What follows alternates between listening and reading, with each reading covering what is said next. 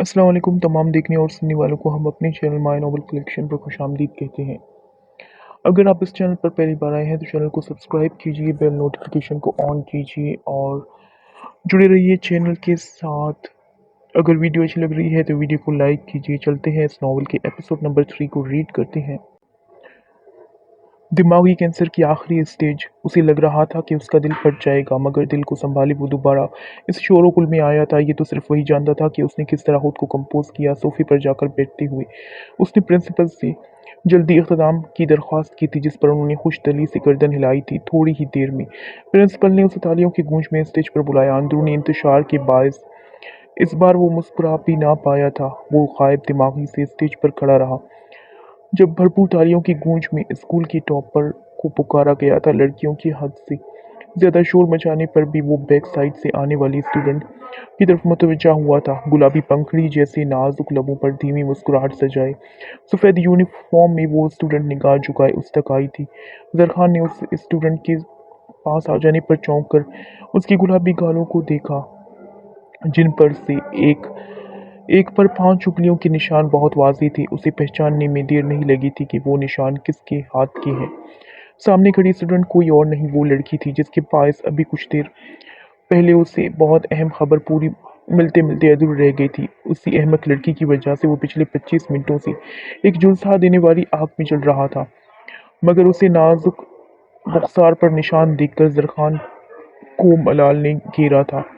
वो मासूम लड़की गलत वक्त पर इससे टकराकर उसके आताब का निशाना बन बैठी थी। इस लड़की ने निगाह उठाकर भी एक नज़र सामने बैठी इन तमाम स्टूडेंट को देखा, जो उसके लिए पुरजोर सी तालियां बजा रही थी। फिर दूसरी निगाह खुद से 2 कदम दूर जरखान अब्बासी की तरफ डाली थी। अगले ही पल उसके लबों की मुस्कुराहट सिमटी थी और आंखों में खौफ व हिरास फैल गया था। वो फौरन 2 कदम दूर हुई थी। टांगें कांपने लगी थी। जरखान ने बगौर उसका सहम ना देखा। फिर लबों पर एक फीकी मुस्कुराहट सजाकर प्रिंसिपल से मेडल लेकर उसके गले में पहनाने को आगे बढ़ा। महरम की आंखों में नमी चमकने लगी तो उसने सर झुकाकर सख्ती से मुट्ठियों को भींच लिया था। कदम मजबूती से स्टेज की जमीन पर जमा लिए, मगर दिल की धड़कन की हद से ज्यादा बढ़ती रफ्तार किसी सूरत काबू में नहीं आ रही थी। जरखान ने बहुत आहिस्तगी से उसके गले में मेडल पहनाया था और फिर 25,000 का चेक उसकी तरफ बढ़ाया। फोटोग्राफर ने ये लम्हा अपने कैमरे में मुकीद कर लिया। बंद मुट्ठी को महरम ने बहुत मुश्किल से खोला था, फिर कपकपाता हाथ बढ़ाकर बहुत आहिस्तगी से वो चेक थाम लिया। एक बेदर्द आंसू उसके गाल पर लुढ़क गया था, जिसे एक तरफ मुंह करके उसने फौरन साफ किया। कॉन्ग्रेचुलेशंस मिस महरम, जबरदस्ती मुस्कुराकर जरखान ने आहिस्तगी से कहा। उसके हाथों की कपकपाहट जरखान की निगाहों से मख्फी नहीं रही थी। थैंक यू सर, उसने उससे निगाह मिलाए बगैर वो मुश्किल बोली थी। फिर मैडम से दूसरा चेक लिए बगैर वो जल्दी से स्टेज से उतर गई। जरखान ने उस पर से निगाह हटाकर सामने से आती दाद बख्श को देखा। वो दिए गए वक्त से 2 मिनट पहले ही वापस आ गया था। जरखान अब्बासी ने बहुत सहूलत से प्रिंसिपल की इजाज़त ली थी, फिर खुद भी तेज़ी से स्टेज से उतर गया। अंदाज में वाज़ेह बेताबी थी। वो फौरन दाद बख्श की तरफ बढ़ा था। महरम ने एक शिकवा कुना निगाह उसकी पुश्त पर डाली, जिसकी तपिश जरखान ने बखूबी महसूस की थी। महरम वो बुत बनी जाते हुए जरखान को देख रही थी। जब उसकी दोस्त ने उसका कंधा हिलाया था। क्या हुआ? वो बौखला गई। मैम से तो चेक ले लो, वो तुम्हें बुला रही हैं। मगर तुम तो जाने कहाँ खोई हो, सिद्रा नामी लड़की ने झुंझलाते हुए कहा। वो दोबारा स्टेज पर गई थी और प्रिंसिपल से गवर्नमेंट की तरफ से दिया गया चेक लेकर वापस आ गई। चंद पल गायब दिमागी से इधर उधर देखने के बाद उसने अपनी आंखों में बार बार उतरती नमी को हाथ की पुश्त से साफ किया।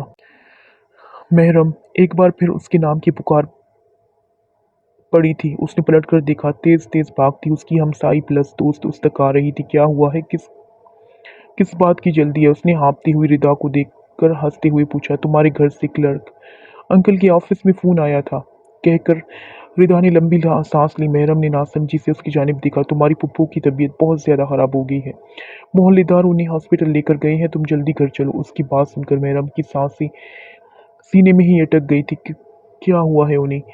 आंसू बहुत तेजी से रुखसारों पर फिसले थे। इर्द गिर्द चंद लड़कियां और टीचर्स भी उसकी तरफ मुतवज्जा हो गई। यार मुझे ज्यादा नहीं पता, बस यही पता कि हॉस्पिटल लेकर गए हैं उनको। रिदा ने उसकी कंधे पर हाथ रखा। मैडम ने आंसुओं के दरमियान बमुश्किल टीचर से इजाजत ली और रिदा के साथ वहां से तकरीबन भागती हुई निकली। गेट से बाहर निकलकर वो धुंधली आंखों से चलती हुई सड़क को देख रही थी। व्हाइट बीएमडब्ल्यू के पास खड़ा जरखान कान से फोन लगाए बड़ी बेचैनी से किसी से बात कर रहा था। रिदा ने एक नज़र जरखान पर डालकर दूसरी महरम पर डाली। महरम प्लीज रोना तो बंद करो, आते जाते लोग तुम्हें देख रहे हैं, रिदा ने नरमी से कहा, जो सर पर चादर जमाते हुए एक तरफ को चलने लगी। रिदा, हम डायरेक्ट हॉस्पिटल ही चलते हैं ना प्लीज। तुम्हें पता है किस हॉस्पिटल में लेकर गए हैं उनको? अपनी चलते चलते कदम रोक कर महरम ने पूछा। एक तो मुझे पता नहीं, और अगर मुझे पता भी होता तो हम दोनों अकेले कैसे जा सकते हैं? पहले घर चलते हैं, फिर वहां मेरी अम्मी के साथ चलेंगे हॉस्पिटल। उसके साथ साथ चलती हुई रिदा तेज तेज बोल रही थी पसमर्दगी से। अस्पात में सर हिलाते हुए महरम फुर्ती से चलने लगी, साथ साथ आंखों में बहते आंसू भी साफ कर रही थी। रिदा ने तफक्कुर से अपनी दोस्त का परेशान हाल रंगत उड़ा चेहरा देखा। 15 मिनट का रास्ता उन दोनों ने 8 मिनट में खत्म किया। चौड़ी सड़क पर मुड़कर वो दोनों गलियों में से तेज तेज चलती हुई सीधा रिदा के घर पहुंची थी। घर में सिर्फ रिदा की बड़ी बहन मौजूद थी, जबकि उसकी वालदा और बड़ा भाई महरम की पप्पू को हॉस्पिटल लेकर गए हुए थे। मुट्ठी में भींचे हुए चेक उसके लिए बेवकत हो चुके थे। 5 मरले के घर के बरामदे में पागलों की तरह चक्कर काटते हुए मुसलसल रो रही थी। महरम प्लीज रो तो नहीं, कुछ नहीं होगा उन्हें, बस तुम दुआ करो उनके लिए, रिदा ने नरमी से उसे समझाया था। मगर वो और बुरी तरह रो दी थी।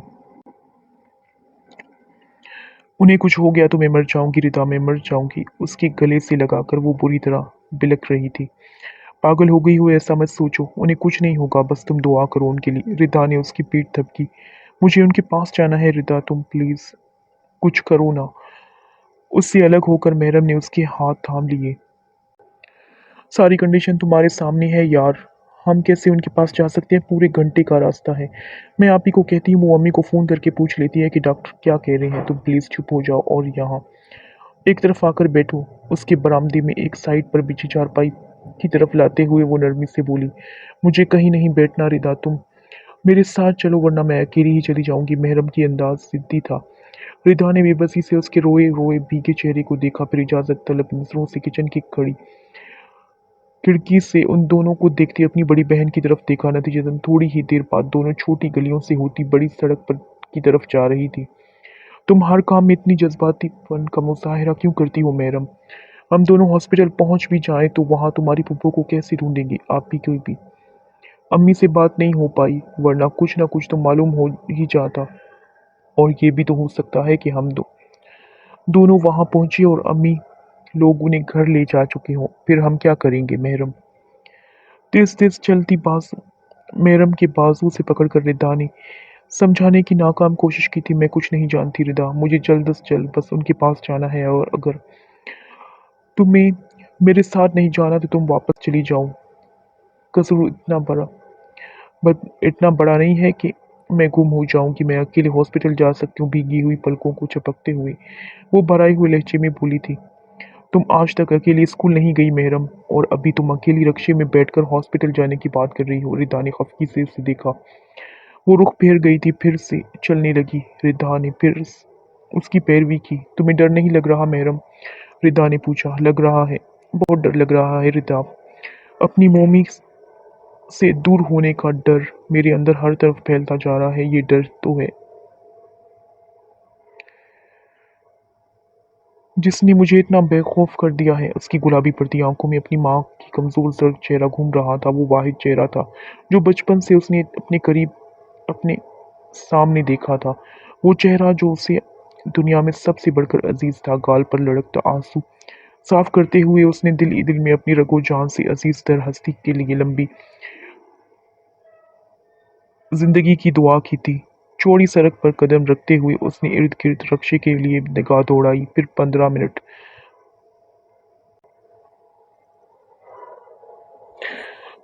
की तवील اور صبر آزما انتظار کے بعد اسے دور سے ایک رکشہ آتا دکھائی دیا۔ اس سے پہلے کہ وہ رکشہ ان دونوں تک آتا، تیزی سے فراٹے بھرتی ہوئی BMW ان کے قریب آ کر رکی تھی۔ کار کا دروازہ کھول کر باہر نکلنے والی شخصیت کو دیکھ کر اس کی ہرنی جیسی آنکھوں میں ایک پل میں وحشت اتری تھی۔ وہ تیزی سے ردا کی اوٹ میں ہوئی۔ خوف کی شدت سے دل بری طرح دھڑک رہا تھا۔ اس کے کندھوں پر ہر جمے اس کے ساتھ اس کے ہاتھوں کی کپکپاہٹ کو ردا نے بخوبی محسوس کیا۔ اس نے حیرت سے اپنے سامنے آ کر رکتے اس شاندار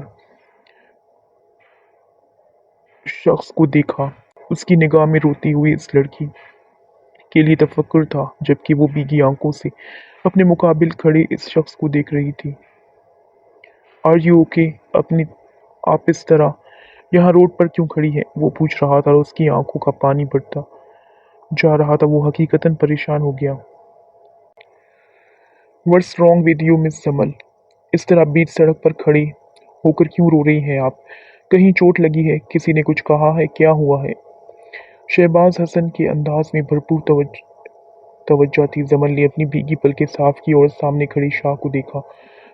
سر وہ ایک لڑکا کہہ کر وہ پھر سے رونے لگی۔ مقابل کا چہرہ ایک پل کو سرخ ہوا تھا۔ آپ پلیز پہلے گاڑی میں بیٹھیں، پھر مجھے پوری بات بتائیں۔ اسے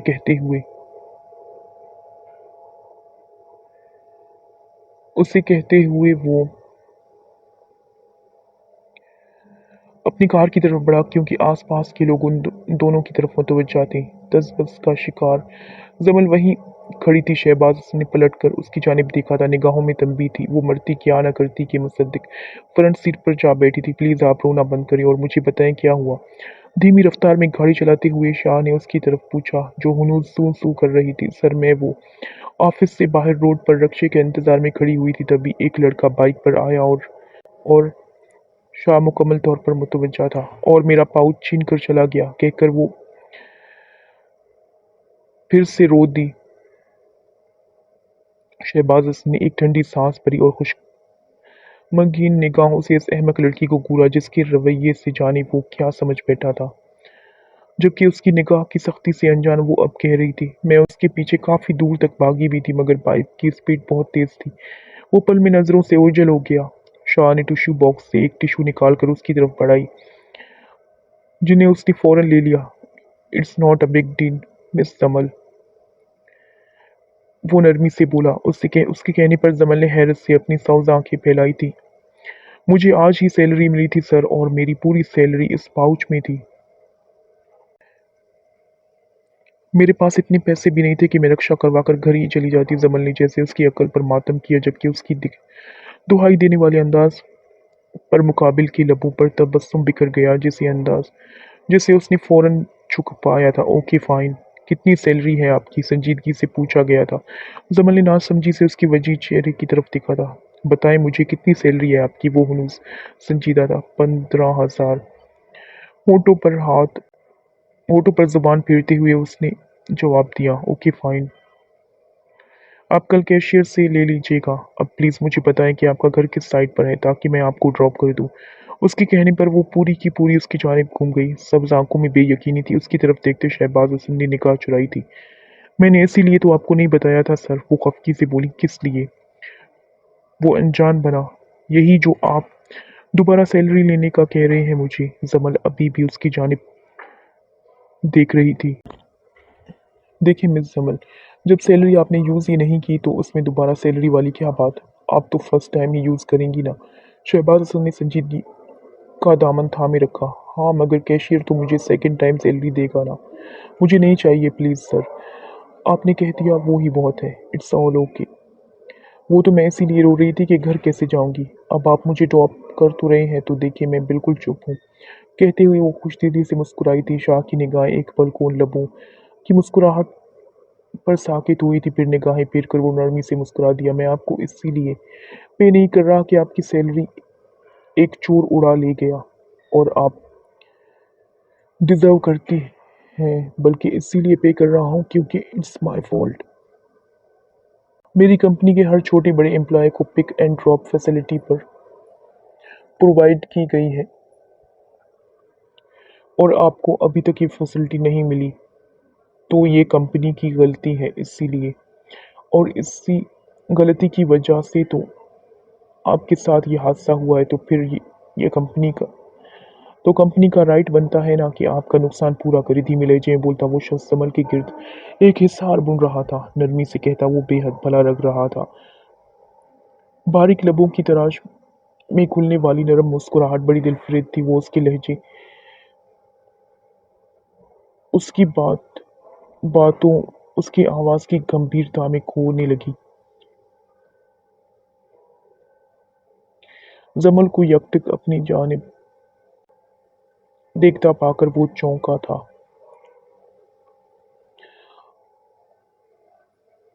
आपसे पूछ रहा हूँ मिस जमल, एम आई राइट? उसे संजीदगी से पूछा था। हाँ, यस मे बी। वो चौंक उठी, फिर नरमी से मुस्कुरा दी। बस फिर कल कैशियर से अपनी सैलरी ले लीजिएगा और कल से आपको कंपनी का ड्राइवर ही पिक एंड ड्रॉप करेगा। शाह का अंदाज पुरसकून था। जी अच्छा। हाथों को मसलते हुए जमल गाड़ी से बाहर दिखने लगी। अब बताएं कहाँ ड्रॉप कर दूं आपको? जी वो यहाँ, इस रोड के एंड से लेफ्ट ले लें। फिर जमल से पूछ कर वो उसके घर उसे रात दूर ड्रॉप कर गया था। घर के रास्ते पर चलते उसके कदमों में सरशारी थी और जमल का दिल किसी और ही लय पर धड़क रहा था। बात हुई हैदर से? बख्श के हाथ से मोबाइल लेकर उसने बेताबी से पूछा। मेरी बात हो चुकी है, आप पहले यहाँ से बाहर चलें प्लीज। साईं आपको पूरी बात तहम्मुल से सुनेंगे।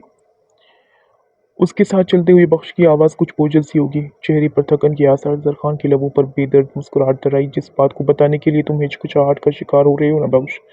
वो बोलते बोलते एक पल को रुका। वो दोनों उस कॉरिडोर में थे जहाँ कुछ देर पहले जरखान की हैदर मलिक से अधूरी बात हुई थी। उसके यूं रुक जाने पर दाद बख्श ने बखौर उसे देखा तो जो आंखों में ब्लैक गॉगल्स के पीछे ढांपे हुए थे। जाने कितने आंसू, कितने दर्द, कितनी ही अजियतें और कितनी ही आग की लपेट छुपाए हुए था। वो बात मैं जानता हूँ बख्श, मैं जानता हूँ कि उन्हें ब्रेन ट्यूमर है बड़ी वक्तों से। उसने अपनी बात पूरी की थी। उसकी आंखों से निकलता एक शफाफ आंसू गाल तक आया था, जैसे उसने फौरन साफ कर लिया। दाद बख्श ने उसे कभी रोते नहीं देखा था। हाँ, वो औरत जिसे उसका साईं पिछले 16 बरसों से ढूंढ रहा था, उसकी याद में उसने जरखान अब्बासी की आंखों में बारहा नमी देखी थी, पछतावे देखे थे, कभी ना खत्म होने वाली अजियतें देखी थी। अब तो बख्श को लग रहा था कि जरखान की अजियतें वाकई ना खत्म होने वाली हैं। वो औरत उसके नसीब में उम्र भर की बेसुकूनी छोड़ जाने वाली थी। बख्श को अब समझ आया कि जरखान ने उस लड़की को थप्पड़ क्यों मारा था, क्यों वो अपने हवास खो बैठा था, क्यों वो उस कदर मुश्तइल था। उसने खुद से कदम आगे चलते जरखान अब्बासी की चौड़ी पुश्त को देखा। उसके मजबूत तवाना कंधे आज झुके हुए थे, चाल में लड़खड़ाहट थी। कहाँ है वो बख्श? किसी हॉस्पिटल में है। मुझे सारी बात बताओ जल्दी। स्कूल का गेट क्रॉस करते वो संजीदगी से बख्श को से मुखातिब था। बख्श ने ठंडी सी सांस भरकर उसके चेहरे को देखा जहाँ खतरनाक हद तक संजीदगी थी। बीबी पिछले 5 बरस से यहीं कसूर में रिहाइश इख्तियार किए हुए हैं। एक बेटी भी है उनकी। हैदर का कहना है कि ये कंफर्म नहीं है।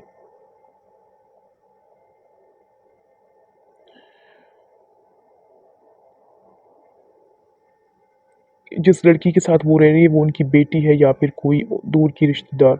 उसके अलावा भी वो कसूर से बाहर एक छोटे से हॉस्पिटल में एडमिट है। आज सुबह ही उनकी तबीयत ज्यादा खराब हुई है, जिसकी वजह से चंद लम्हे दूर उन्हें हॉस्पिटल लेकर चले गए थे। हैदर मलिक अभी उसी हॉस्पिटल में है और वहाँ से मजीद इंफॉर्मेशन हासिल करने की कोशिश कर रहा है। अभी तक खबर तो यही है कि साईं के डॉक्टर बीबी को डिस्चार्ज करने में हिचकिचाहट का शिकार है, लेकिन बीबी की बीमारी का इलाज करने से भी कासिर है। मेरा ख्याल है कि हमें डायरेक्ट उसी हॉस्पिटल चलना चाहिए। कहकर दाद ने ताइद नजरों से उसकी जानिब देखा था। जरखान ने गॉगल्स उतार कर एक निगाह कच्ची सड़क पर डाली, फिर बख्श की जानिब देखा। रूम नंबर, बेड नंबर बताया उसने। उसकी आवाज़ भारी हो रही थी, जबकि लाल बूटी होती शहद रंग आंखें बख्श का दिल काट गई थी। साईं, दाद बख्श ने तड़प कर उससे पुकारा, जो अब गाड़ी से सर टिकाए लंबी लंबी सांस ले रहा। सब खत्म हो गया बख्श, सब खत्म हो गया। वो ऊंचा लंबा मर्द रो रहा था। बख्श ने फौरन उसे थाम कर सीधा किया। उसकी भीगी आंखों दाद बख्श की तकलीफ से दो चार कर गई थी। कुछ खत्म नहीं हुआ, कुछ भी खत्म नहीं हुआ साईं। आप बीबी को किसी अच्छे हॉस्पिटल में एडमिट करवा दीजिएगा। बीबी ठीक हो जाएंगी, फिर सब ठीक हो जाएगा साईं। साइंस ने हर बीमारी का इलाज ढूंढ लिया है, आप प्लीज परेशान मत हो, संभालें खुद को।